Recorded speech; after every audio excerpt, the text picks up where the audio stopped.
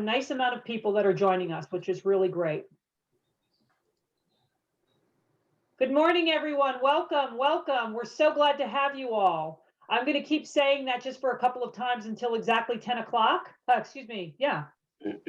What time is it anyway? So 10 o'clock here on the East Coast. We're going to begin, and I'm just going to do a little bit of housekeeping and all that good stuff so that we can get started. So as everybody's coming in, I'll hurry up because, again, I know that these wonderful experts here have a lot to share with all of you.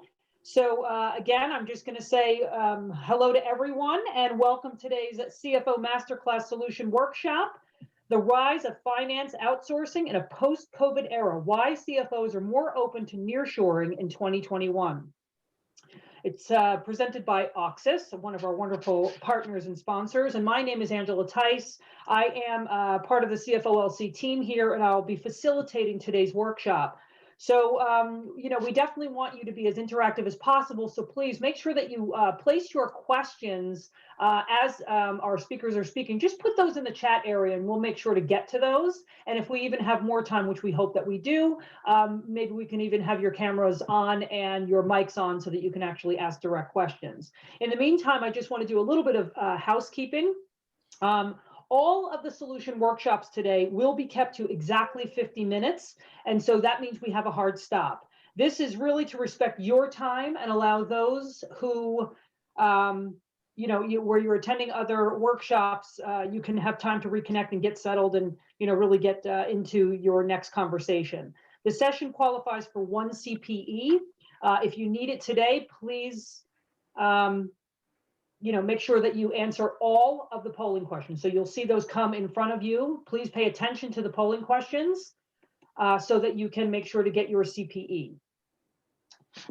That's really it. So I want to start this conversation, and I'm going to start just letting everyone else in. I'm seeing that there's more people coming. So I just want to make sure that everybody is listening to our wonderful speakers today. And our speakers are, and actually, Eric, I'm just going to hand it to you and you can introduce the rest of your team and your panelists. So Eric Libros, VP, Business Operations and Finance Transformation at Oxis. Welcome and thank you for sharing your expertise today. It's all you. Thank you, Angela, and welcome everyone to today's webinar. As Angela mentioned, my name is Eric Libros, and our firm Oxis provides management consulting and outsourcing services to mid to large enterprise companies, really across a broad range of industries. As Angela mentioned, I run the company's business transformation practice, which focuses on a number of different service lines that we provide to help companies improve their business operations, performance, and efficiency. Some of the service lines we provide include shared services, advisory and implementation services, process redesign and automation, organizational restructuring, and business process outsourcing through our center in Costa Rica. In today's session, we're going to be discussing the emergence of nearshore outsourcing as an alternative to the offshore model that's been around for almost 20 years, and specifically focus on Costa Rica as a market, which has long been considered the #1 nearshore destination.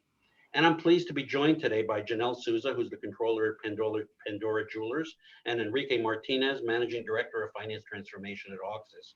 They're going to be participating with me in a panel discussion on some of these key topics, such as the pros and cons of nearshore versus offshore, and share some of their experiences in helping companies implement outsourcing effectively. I'm going to let them introduce themselves to you directly. Janelle, let's start with you. Hi, Janelle Souza from Pandora Jewelry. We have been working with Oxis, I think, 3 years now. So going into the Latin market, so starting within a new market itself, and also now starting to use them for our North America market. So I'm excited to kind of talk through it in our experience. Thanks, Janelle. And now my associate, Enrique Martinez. Hello, everyone. Enrique Martinez. As Eric mentioned, I lead the Finance Transformation Consulting practice at Oxis.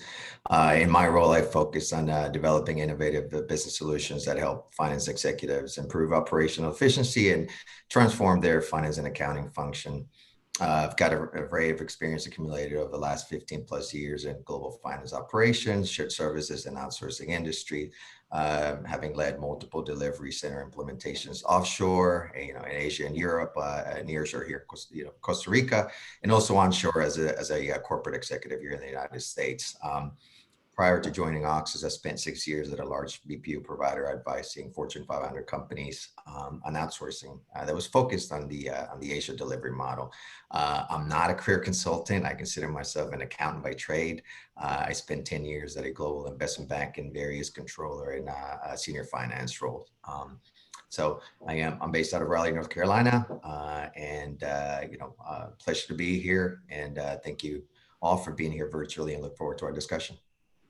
Great, thanks, Enrique. So let's first talk a little bit about how the COVID situation has really pushed companies to look for operational efficiencies and ways to reduce some of their overhead. Clearly, we are dealing with some unprecedented times as the U.S. economy reported the worst results ever in Q2. And while it recovered somewhat in Q3, it's still down about 3% from the same quarter in 2019. And really, at this point in time, with the spike in COVID cases that are happening worldwide, I don't think anyone can really predict what the future is going to hold from an economic perspective. So as a result, what's happening is finance executives are really being pushed and really focusing on several different initiatives really around cost containment and also around cash management. And what we're also seeing are business models changing. How you operate your business is really just changing in real time. Companies have been transitioning from these large centralized kind of operations to much more remote operations with work from home as its central element. And while this is something that we're seeing that happened as a result of the pandemic, how many of us truly expect this to be temporary?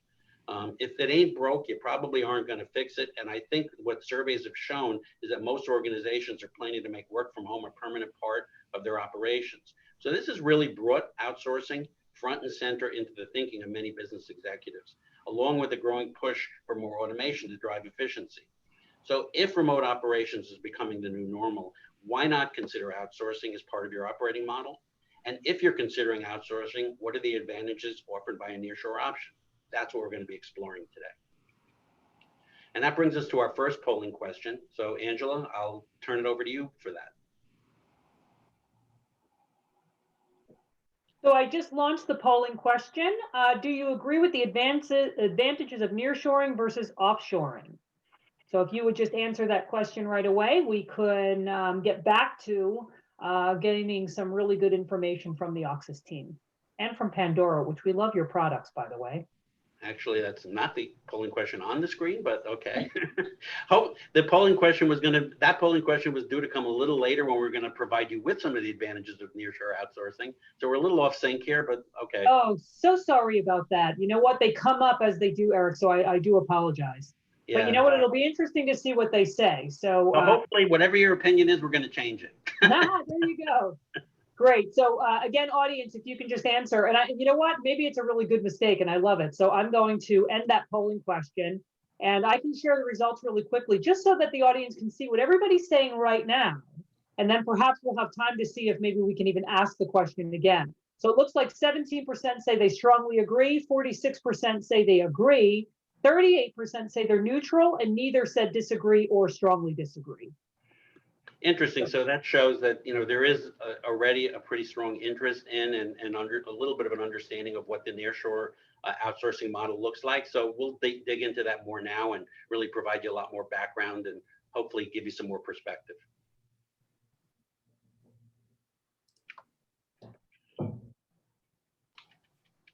Sorry, I had to clear the polling question. So really what we're going to discuss now is how to make outsourcing right. So let's first talk about location and how outsourcing has evolved. And it's not just outsourcing, but really shared services and outsourcing has evolved over time. So if you kind of look to the lower right on the map here, this is really where the birth of outsourcing began in South and East Asia. When companies first started looking at locations to transition some of their operations, that's where they looked. It really started as a result of a couple of things. For example, Y2K, which happened in the late 1990s. A lot of the work to do the coding around the changes that had to be done were pushed out to that market, and people found that the market had a good level of talent. It was a low-cost option. It really provided a a strong alternative to what was being done in the United States. And so as a result, once Y2K ended and business operations continued, people started to look at that market for other services. IT led the way, but then you found call centers going out to the market. And then in addition to that, then you started to see finance and accounting go as well. And it's really become the main hub for shared services and outsourcing operations throughout the world. But at the same time, a number of challenges emerged. So you saw companies having issues with just the ease of working, the challenge of trying to work together in collaboration when you have the time zone, the geographic differences, the cultural and sometimes even language differences that you experience in these markets. It made for a much more difficult proposition. So what's happened is over time, as companies established and worked in those markets, some started to see issues with the operation and were not as satisfied with what they were getting. Yes, you were getting the lowest cost, but you were not necessarily making the operation work seamlessly and more effectively. And that brought rise to the concept of nearshore, which really we've seen emerging. It started probably about 15 years ago, but really the last 10 years is where nearshore has really become a thing out there in the shared services and outsourcing world. And when you talk about nearshore, really what you're talking about is where you are defines what nearshore is. So if you're in Europe, for example, that's going to be an Eastern European option. But if you're in North America, then you're likely going to be looking at Latin America. And the primary drivers, as we've been talking about, the geographic proximity, time zone, it is a lower cost. It's not going to be as low as Asia. So let's be clear about that. But what you do see is you see a large and capable workforce with pretty strong language skills and much more closer a cultural affinity to the United States. And you're also seeing things like lower turnover to operations than you're seeing in Asia. One of the challenges with Asia is if you're trying to work the same time, that it's really overnight for them. And so as a result, you often get some talent issues there because people don't like to work those overnight shifts. And you also get a higher level of attrition as people have options to not work those shifts. So the turnover levels in Asia typically run higher than what you see in Latin America. Another thing that really got highlighted through this COVID experience was infrastructure. So in Asia, I know some of you may have read about it, when the transition occurred and you literally had to go from a large corporate center to work from home, a lot of the Asia-based operating models had challenges. Some of it was based on the fact that they didn't have the physical infrastructure, the devices, the portable devices to take and bring to their homes and operate from. And then some of it was, and some of it's even continuing to this day, is just that there is not as strong of an infrastructure from a telecommunications perspective, meaning internet, in those local markets. So the corporate centers had very strong connectivity, but when you go to somebody's residence, all of a sudden that connectivity got much weaker, and it created operating problems that to some extent are still existing to this day. You have not seen that in Latin America. Latin America has, really over the last 15, 20 years, has really built out its telecommunications and power infrastructure, another concern that you often see in Asia. And so you don't see those types of issues. So for example, in our operation, we had 400 people working in a center in Costa Rica one day, and then literally in a day, we had to transition them to work from home, and we were able to make that happen seamlessly with no issues. So that infrastructure has become a significant part of the equation.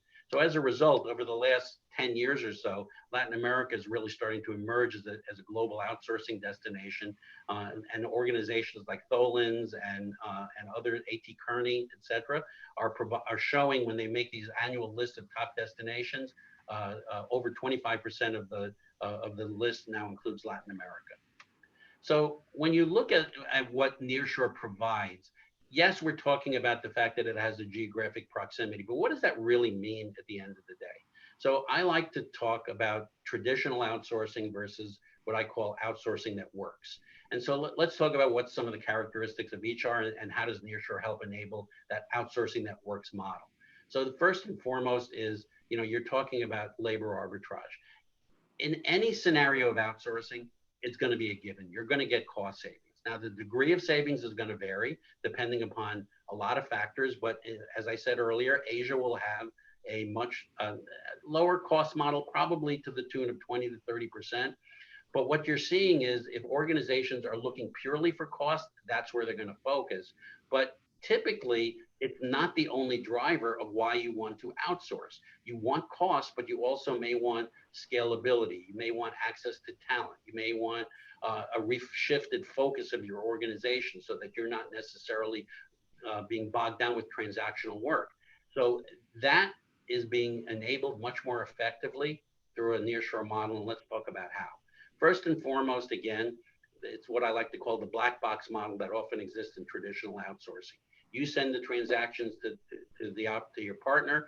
The partner does the work, sends it back, and you get the result. And you have very limited visibility into what happened, why it happened, and controls around what was going on.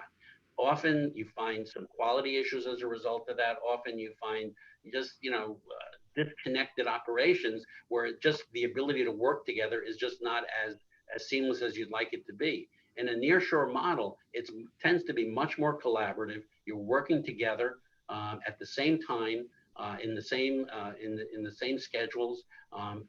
Because of the location, pandemic put aside, it's a lot easier to get to those locations. So for example, for us, we often have clients come into our operations and spend time there, and we'll send people to their operations. It's an easy travel type of situation. So the result of that is you get a lot more effective collaboration. You get a lot more effective team building. People get to know each other and work together as a team. And what we like to call, we become an extension of your team. And then lastly, what really this helps enable as well is the ability to bring more than just kind of a butts and seats model and lower cost, but the ability to bring some of these technology solutions around digital transformation, things like creating touchless accounts payable processing, things like automated reconciliations, just in general process automation. It's a lot easier, again, to enable this type of result if you're working in a much more collaborative fashion. So we see that there's benefits beyond just the labor savings. So when we're talking about nearshore, let's talk about what we really mean and where the locations are. So I do a lot of location analysis for companies. Oxis as a firm has been hired many times to do that. And often when they're looking at nearshore, we look across the entire Latin American market, we look in the Caribbean basin, we look at Central America. And often, what you're seeing is there are a number of destinations that pop up and become, locations of consideration. But, really at the end of the day, very often it comes down to what I like to call the usual suspects, which you're usually ending up with Costa Rica, Mexico, and Colombia. So let's talk about those three markets specifically and what the pros and cons of each are. So let's start with Costa Rica. So Costa Rica is considered by pretty much all standards the #1 Latin American destination. It has a very mature services sector. It's been more than 20 years. Back in late 1990s, both Intel and Procter & Gamble went into the market. And as a result, they were able to build an ecosystem that's really grown steadily since then. And we'll talk more about that as we dive into Costa Rica deeper. But what's drawn them to the market was several things. You have a very large, not necessarily as large, but you have a very strong talent pool with the strong language skills. Many of the people who are in the business services market speak English. Much of the services are offered in English. So if you have a requirement for English speaking, Costa Rica is considered a great destination. You have a government that's really helped facilitate this process and has put in programs in effect to draw foreign investment and build out some of the capabilities of the market, and has really made it a lot easier to do business. So for example, a simple thing, labor laws. So in a lot of the Latin American countries, when you have a workforce, it's very difficult to get them to not, for example, work on a local country holiday. And if you're working with a US market and they're taking off, let's say, Mexican Independence Day, that's not a day that coincides with the US holiday. So it creates some disruptions in the operations. And it's very difficult to make that switch happen. Some countries don't even allow it.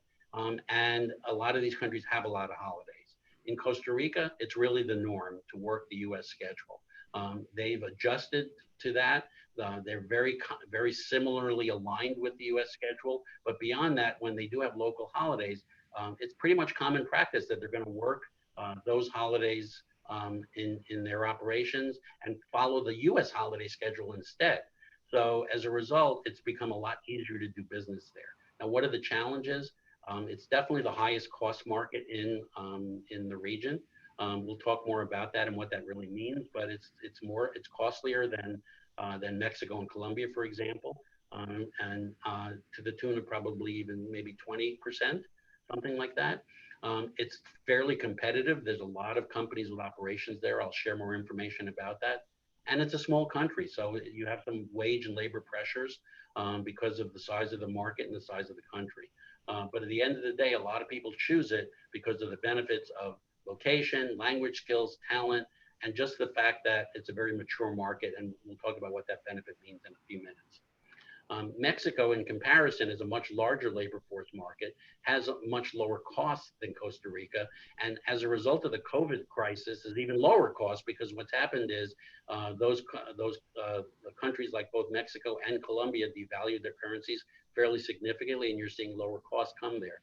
You know, in Costa Rica, you do not have the economic fluctuations and instabilities that you have in some of these other markets. It's very closely aligned with the U.S. economy and the U.S. dollar, so you don't see that type of fluctuation. Sometimes that works against you, such as when these countries devalue currency, but sometimes it works for you when they have, you know, when the currency goes the other way and there's a lot of upheaval. So, you know, you get a lot of that cost benefit in Mexico. You have a lot of companies with multinational operations there, so you have a talent pool to draw from. English skills are going to be okay. They're not as plentiful per capita as you see in Costa Rica, but they're there. But the challenges of Mexico and why companies are somewhat reluctant to go there when they kind of dive into it has to do with that economic stability that I talked about, closely aligned with the political stability, and really that the government doesn't do that much to help you bring in business into the market. So, you know, you don't, as opposed to Costa Rica, where they're looking hard to bring companies into the market, Mexico just kind of accepts it and doesn't really do that much to help. Now let's shift to Colombia.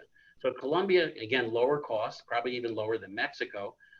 Very strong, well-established labor force, and particularly known for its labor force in the finance and accounting space.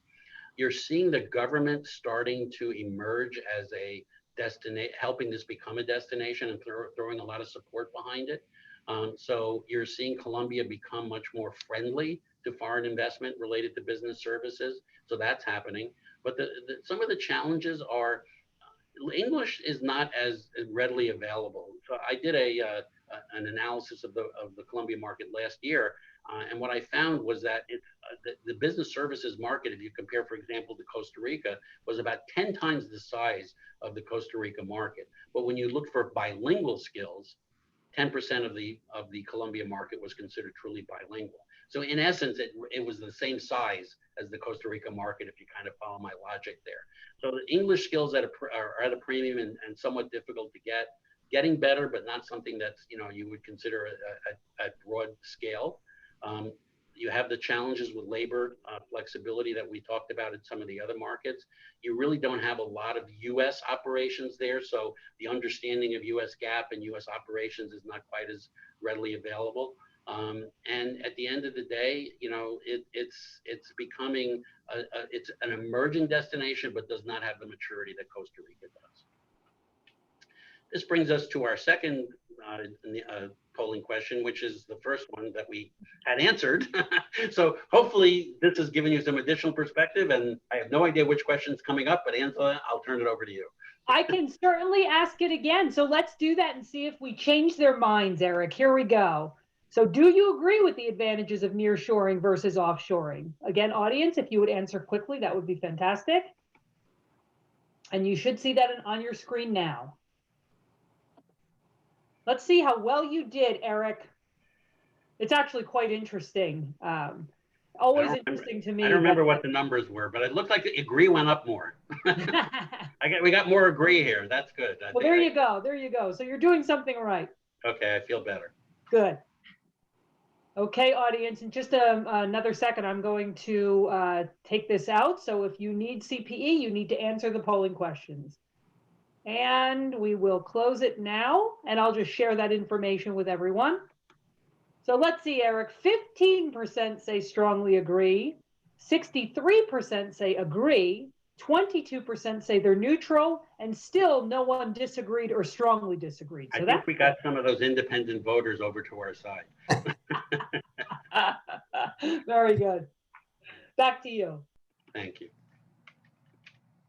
So let's dive a little deeper into Costa Rica and talk about why that's the market. We've talked a bunch of, about some of these topics already, so I'm going to go over this slide quickly.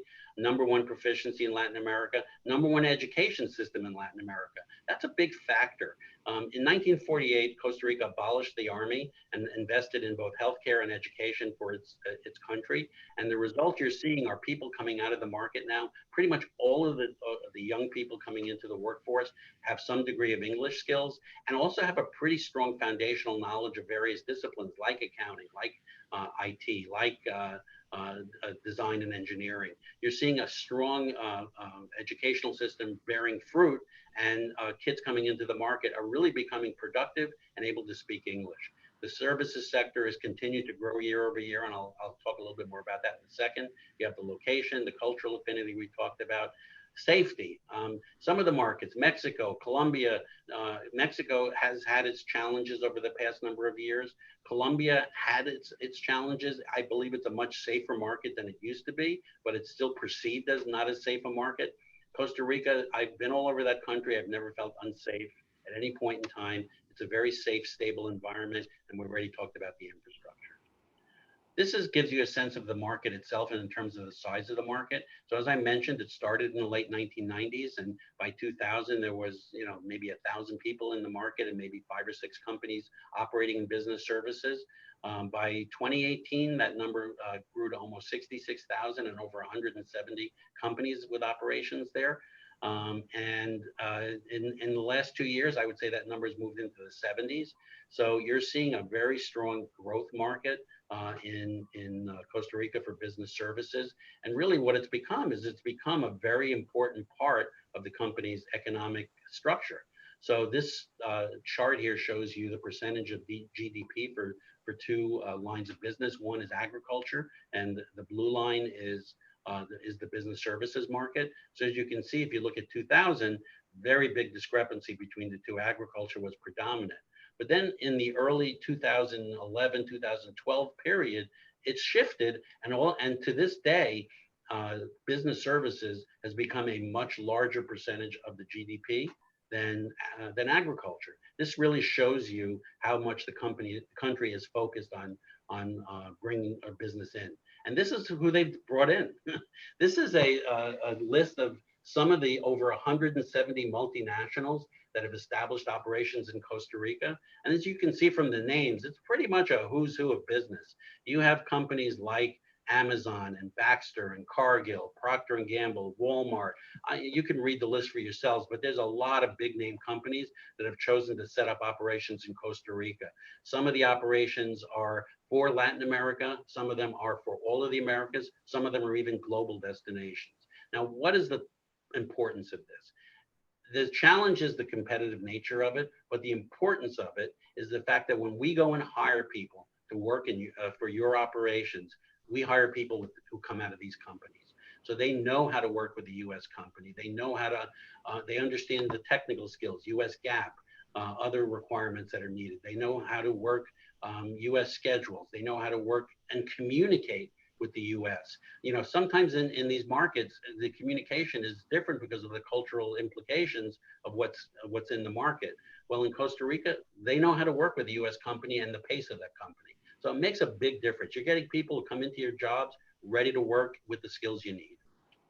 And these are the broad range of skills that are available in the market.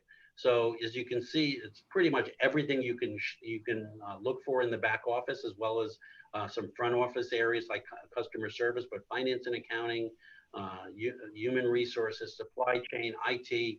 All of these areas are well represented in Costa Rica, and even some of the emerging skills such as digital marketing, design and engineering. these skills are pretty readily available in the market as well. So Costa Rica has become a hotbed of talent across this entire spectrum. So we talked about cost, and let's dig into that a little bit and give you an idea of what can you expect from Costa Rica. So it starts with just straight labor arbitrage.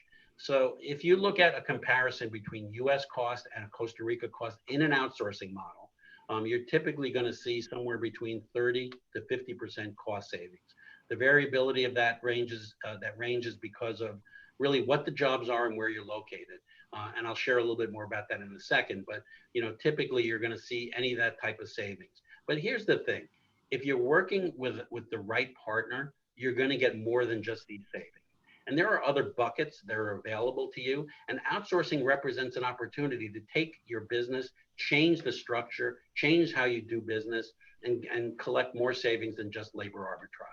So the other buckets that we typically see are organizational restructuring and productivity. So in terms of organizational restructuring, what we do and what we really focus on is to take your organization and size it, level it appropriately for the work that's being done. What happens in a lot of organizations today that are, kind of over time, they really kind of devolve. They're not built around best practices, and you're often paying people to do the work that they're doing. If they've been with you for 20 years, you're paying them for 20 years to do that same work. Every year they're getting more money. So the tenure factor has an impact because you're essentially overpaying for a lot of the work that's being done.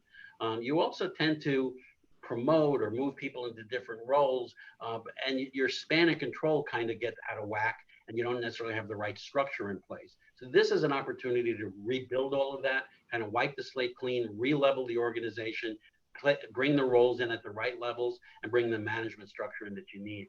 And it has a tangible benefit. We typically see 10 to 20% additional savings beyond the labor arbitrage coming from that bucket. And then the last bucket has to do with productivity. So what you're seeing there is the ability to bring in some of these technologies, these digital transformation tools that you'll learn more about in some of these other sessions today that drive another 10 to 20% of cost savings. So at the end of the day, if you're doing outsourcing right, the way kind of what we referred to before, it's more than just labor arbitrage. You're going to get your 30 to 50%, but there's a good chance you're going to get another 10, 20, maybe even 30% additional savings from these other buckets. And what does it mean in terms of real dollars? So every year, Auxis produces this report that kind of shows what are the actual dollar cost savings by market for finance and accounting roles compared to a Costa Rica market. So if you look at, for example, the lower right, the Miami market, that tends to be around a 30 to 40% savings. It translates into about $20,000 to $30,000 a head. Now, if you look at the upper left, which is the New York market, the savings are higher. Why? Because the cost is higher in those markets, but obviously. So you're talking about 44 to 63,000 per head, 40 to 50% savings. San Francisco, another market that has high cost, you're seeing similar results. Chicago, more similar to Miami. But so at the end of the day, you can do the math yourself for your own organizations. What you're going to see is you're going to see a lot of different opportunities to get real dollars and savings out of your market. If you're interested in getting a copy of this report, and I really recommend it. It's a great report, and we will be publishing another version of it this year, early next year. You can go to this link, which is our website, and you'll be able to download a copy of the report. This brings us to our next polling question. Again, I'm hoping it's this one, but it could be a different one. What would be your main driver for considering outsourcing? Angela, I'll turn that over to you.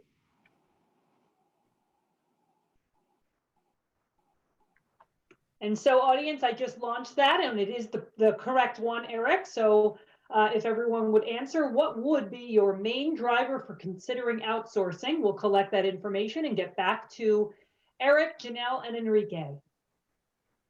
Couple more seconds. And I'll just say thank you, audience. You're very quick in answering the question. So we really appreciate your promptness and your quickness.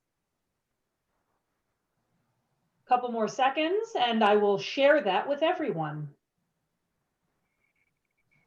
Okay, audience, I'm just going to close that now, and now I'm going to share that with everyone. So Eric, it looks like 21% said they want to reduce costs, 18% say accelerate digital transformation and performance improvement, 36% increasing operational flexibility, agility, and business continuity, 7% access to talent, and 18% increase my team's focus on higher value activities. Interesting. Yeah, I think that increasing flexibility and agility and continuity is a direct result of the current situation that everybody's seen. So having another location that can give you more flexibility is certainly on the top of mind of many people.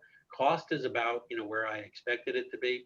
But the interesting ones are the accelerate digital transformation and focus. Those are really strong, strong benefits that you can get from outsourcing. And I'm glad to see people recognize that. So this brings us to our panel discussion. So we have about 15 minutes to kind of go through some topics. So I'm gonna bring in our panelists now and ask a few questions. So Janelle, let's start with you. So you mentioned early on that you had about a 3-year outsourcing relationship with Auxis and through our Nearshore option. Give us a little bit of background on what the operation is, and really what were the drivers for Pandora to consider outsourcing in the first place? So for us, we were going 100 miles a minute to get into the Latin America market, and we did not have a structure set up to then expand the accounting team. So we decided to then explore the outsourcing, and looking at the costs as well, it made sense. They also had the language, the local requirements, everything that we kind of needed to basically go on this journey with us and collaborate with us to then go into all of these markets.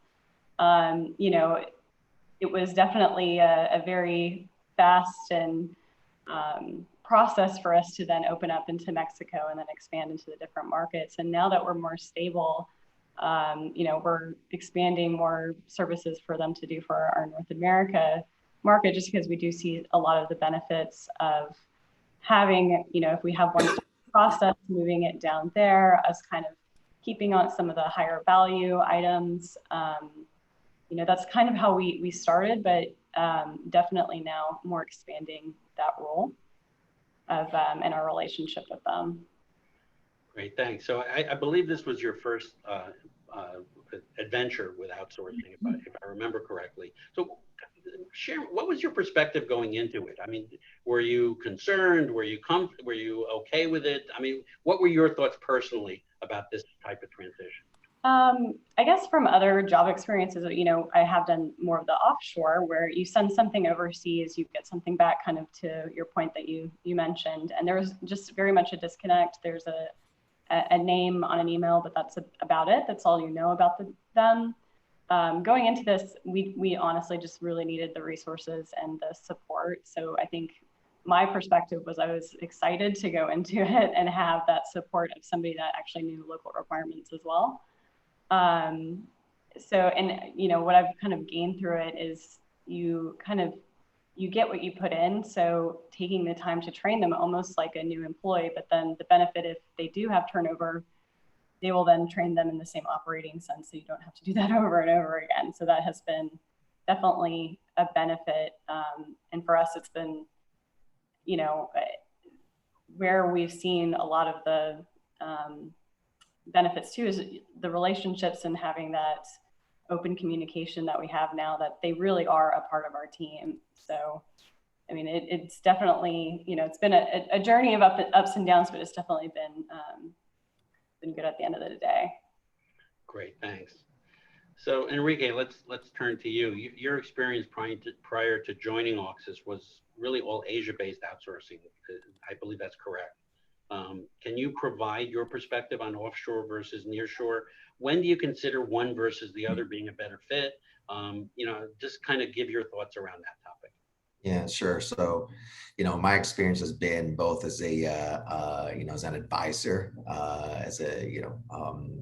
advising other companies on that model and creating the operating model and, ensuring that operations are running successfully.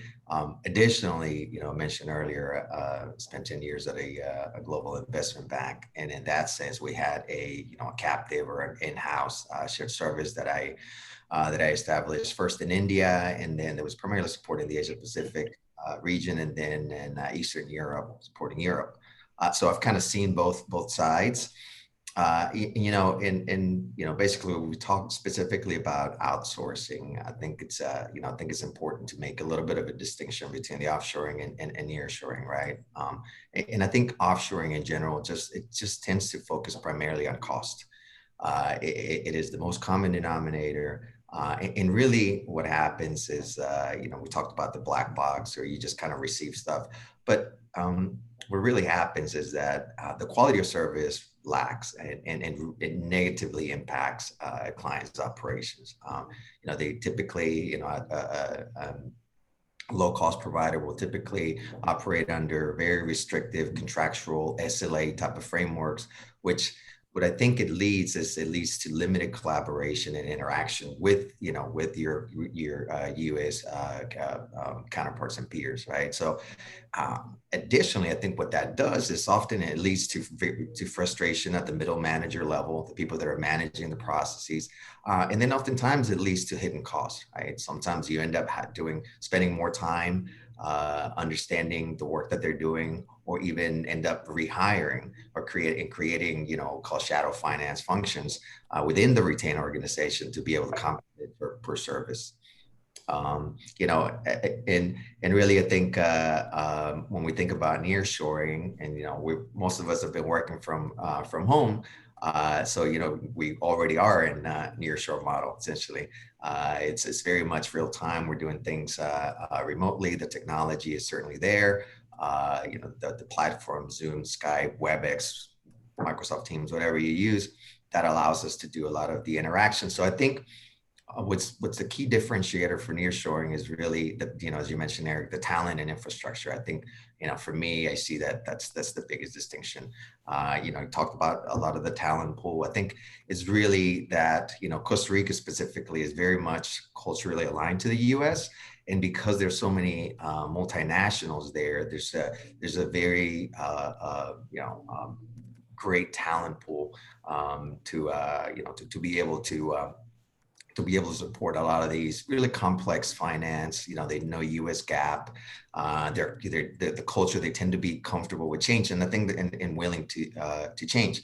And I think that's important because that means that they're not typically just said, okay, well, this is my job. It's just I'm just going to follow the script, and not if something that happens outside of that, I don't really care because this is only my job. They really want to know and understand. They want to grow their careers. And they're willing to step outside of the box. They're willing to really work with you and really operate as an extension of your team. Great, thanks. Next topic I wanted to cover was what really to look for in an outsourcing partner. So Janelle, what do you think makes a good partner? What are the characteristics of the relationship that you've had with Oxis, and hopefully you consider that a good partnership? I think it's that transparency and building that trust with them. It's the same with any employee that I have as well, and having that same type of relationship. If there is an issue or problem, being open to communicate that and having that relationship in such a way. Whereas I don't think oftentimes if in outsourcing you don't have that relationship where when we're treating them like part of our team, we do. And I think also, being able to, follow a script, because some of it is not fun jobs of like doing the A to B to C, but exactly what you were saying, that being able to sometimes recognize too, hey, can we introduce this other new technology that maybe not even is available to us to do to be able to do their job more efficiently, things of that nature, and that collaboration is really kind of the key. Great, thank you. Enrique, what do you think is the role of the outsourcing provider to help optimize operations? How do you see that part of it working? We talked about needing to do more than just butts and seats. How do you see that working? Yeah, so obviously you want to partner with a reputable company that has the expertise, that's going to advise you and doing the assessment for your particular situation and creating an operating model, and ultimately is ultimately going to be able to deliver. But I think what you really need is that, obviously every company has a unique situation and not one size fits all, right? So I think you need to look for a partner that's high touch, that will truly have a customized approach for your unique situation. Now, really to answer your question, Eric, I think it's, as you mentioned, it really, you need someone with the capabilities, and what a good outsourcing partner will bring is not only the experience of doing major transition migrations from one country to another, and being a process expert, but really also bring best in class practices so that you can organize your own function in a very efficient manner, but then also has the intelligent automation, the technology capability and know-how to be able to identify improvement opportunities, right? So it's not just only, okay, let's move this process from this country to this country. Is okay, well, let's re-engineer this process, and potentially, instead of having a person do some of the more transactional work, can we bring in technology? Can we bring in workflows? Can we bring in automation, so that we could eliminate the need for a person to do, repetitive type of task. Let's face it, I mean, we're human beings. We don't like to do the same thing over and over. So, there's a lot of efficiencies to be gained, and a partner who has that capability, who has the ability to do that, is someone who you want to partner with. Thanks. So this brings us to our fourth polling question. So given what you've learned today, what do you now believe is the most positive aspect of the nearshoring model? Angela, I'll turn that to you. Will do. So let me find that last poll here. Mm-hmm. Eric, in the meantime, I wanted to quickly interrupt for a question. So one of our attendees, it's actually also from the retail space, and she came from working at larger organizations, so she was used to outsourcing much larger numbers of positions. She feels that she's in a smaller organization now, and she's just kind of like exploring what outsourcing can mean for her size. Do you want to give like a quick perspective on what a minimum size typically makes sense for outsourcing under a nearshore model? Sure, thanks. Mm-hmm. And that's Fabiana from the Oxys team, by the way, everyone. Hello. Yeah, so one of the challenges is you need some level of scale. So, frankly, 1 to 2 people doesn't work, because you have way too much dependency on 1 to 2 people. And that's not really a great model for success, nor can you get the efficiencies and the benefits you're looking for. So in my opinion, and what I typically advise clients is, you need to look across your organization and see where the opportunities make sense. But what we typically look for would be, try to come up with about the equivalent of 10 FTEs in a minimum across it could be across one function, or it could be multiple functions. But it gives you scale. It'll give you enough savings to make the investment worthwhile. It'll give you the opportunity to have some of these technologies be brought in and give you additional benefits. So typically that would be the size I would recommend as the minimum. Beyond that, so and larger than that, obviously, it all depends on what the organization is looking to accomplish. But really, that's the size we typically look for. Great, and with that, I'm going to share the results of that last polling question. And the question was, given what you have learned today, what do you now believe to be the most positive aspect of nearshoring? So 35% of you said communications in real time, all the time, easy for short visits. 13% said cultural similarities. 4% said separation of work for business continuity, disaster recovery. 22% said agility and quality of the talent. And finally, 26% said lower cost. Yeah, so in my opinion, it's an all of the above answer, because I think you want your lower cost. As we said, that's a given. But the ability to work in a real-time, collaborative manner, that is, and I'm glad to see that result came through, because that's really what the key driver is. So, much easier trip to Costa Rica than to India. Yeah, I will say that when I talk to clients and I say we're in Costa Rica, they usually get a smile on their face. So there is some benefit to that. Just having to go there, it's easy to get to, and it's a nice place to. If you haven't been just for fun, I recommend it. There you go. So there is one more question from the audience, and I'd love to just get this in because I know we only have a minute. Sure. And it's such a good question. How can a CFO get comfortable with the design of controls they must be responsible for? Well, I think this is where how the analysis and the model being built is important. So when we come in, for example, we do a walkthrough of your operations, and we really try to understand what's going on in the operation, how it works.